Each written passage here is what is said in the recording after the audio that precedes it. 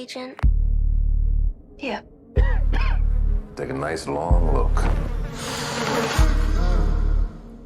A letter was left with the bodies. Signed with one word.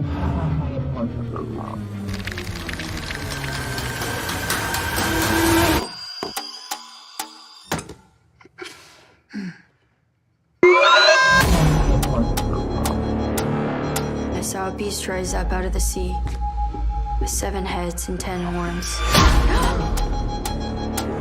And on his horns he wore 10 crowns. On each head was written a blasphemous name. What aren't you telling me? He'll kill and kill again. I know you're not afraid of a little bit of dark. It's Trinidad the Islandman, your Islandman, coming to you live once again from beautiful Hawaii here on the island of Oahu, bringing you, yes you, the best movie reviews on the entire island of Oahu. And yes, this is Trinidad the Islandman, your Islandman. And, well, today, I know it's been a while, I went ahead and I saw a movie called Longlegs, starring Nicolas Cage, produced by Nicolas Cage, actually done by his film company, and, well, overall, I would give it, well, remember our rating scale. A shock a thumbs up, it's good to see, I recommend it. Shock a thumbs down, it's junk, I don't recommend it. And for Longlegs, a Nicolas Cage movie, a Nicolas Cage artsy kind of movie. So right there, that should tell you it's very avant-garde and not your normal commercial fare. Let me just say that. So with that all kept in mind, overall it is... I'm really going to hate myself for this, but I'm going to give it a shock a thumbs up. Now, let me just say that this is not for everybody, and everybody will not like this movie. It's a very small, near independent film. And it has a lot of flaws, to say the least. It's very non sequitur, and the ending leaves a lot to be desired. And a couple of, nonsensical plot threads that really all the way up until the end don't really get resolved. Essentially, the best way I can compare this movie as being something akin to, a very cheap knockoff version of Silence the Lambs. That is essentially what it's trying to be. But in knowing that it's trying to be that, it really strives to go that extra mile beyond a Silence the Lambs commercial viability, and thus is its downfall.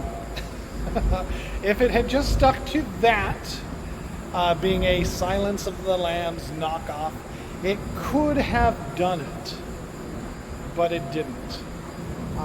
But it tries somewhat decently, and thus the shock a thumbs up. Basically, the movie starts somewhere in the 70s. A young girl, young adolescent girl, maybe around 9 or 10, is visited by a strange man, Nicolas Cage, that you feel is either abducted, molested, kidnapped. Something traumatic happens to this little girl.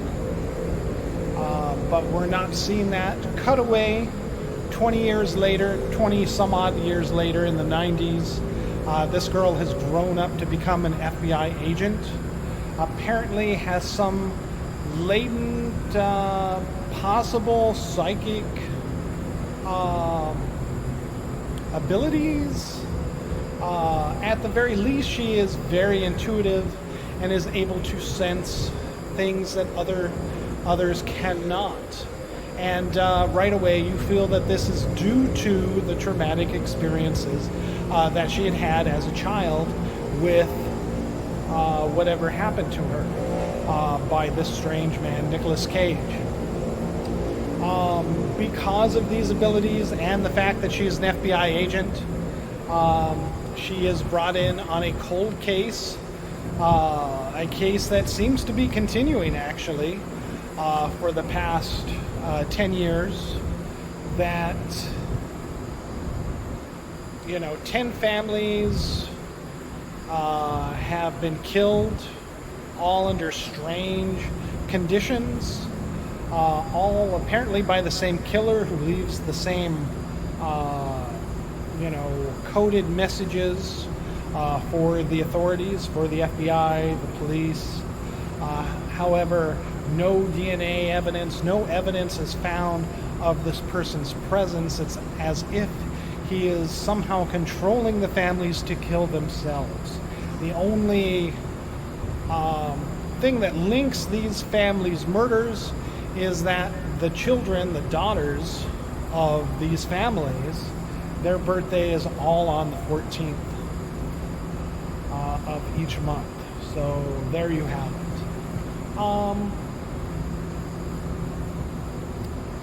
And I won't go into it anymore, but basically, instead of like a Silence of the Lamb where it gets very psychological and methodical in forensic science and law enforcement techniques, for whatever reason, this film decides to take the twist and turn into the occult and the supernatural.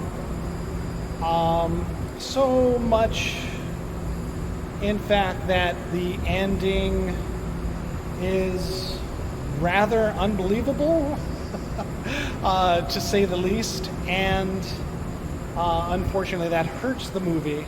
But up until about the late second half or the middle of the second act and the third act, it's following very much detective, police, thriller, serial killer kind of formula. But again, being a small independent Nicolas Cage avant-garde film, it decides to break with that and embrace the supernatural aspects, which is its weakest parts, unfortunately, of this movie. And so that's where it falls apart at. But overall, there's enough to this movie to where if you're watching it streaming or on home video, streaming or on Netflix, you might get a little bit of enjoyment out of it, as far as the cat and mouse of the detective, FBI agents trying to figure out how this serial killer is doing this and who the serial killer is, until miraculously, magically, it's handed to them on a silver platter to figure out. Again, another flaw with this movie, but overall there's enough there that if you really liked Silence of the Lambs, movies like that,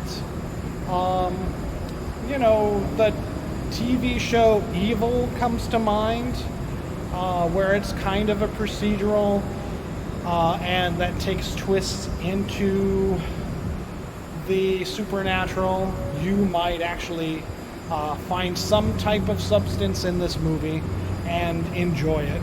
But again, not maybe at the theater where you're spending $10 to $15, $20 to watch it, but most likely at home. All right.